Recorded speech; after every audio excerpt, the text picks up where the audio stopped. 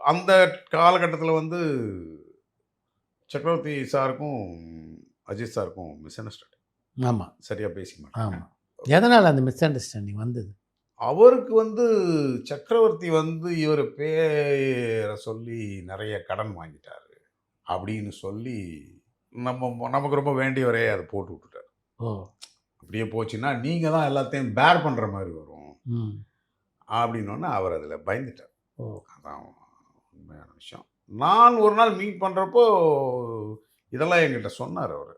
அப்ப நான் அஜித் சார்ட்ட சொன்னேன், "இதுக்கு முக்கியமான காரணம் நீங்களும் தான் சார்." அது எப்படியே பண்ணாரு.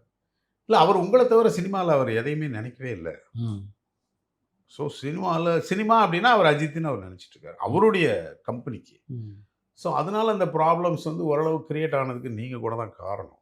அதே மாரி அவர் அப்புறம் கடைசியில ஒரு 2 1/2 crores ஏத்துக்க வேண்டியது தான் வந்தது. பட் அதுக்கு சக்கரவர்த்தி சொல்ற ரீசன் வந்து என்னோட காசு ஏற்கனவே இருக்குன்னு சொன்னாரு அவரு.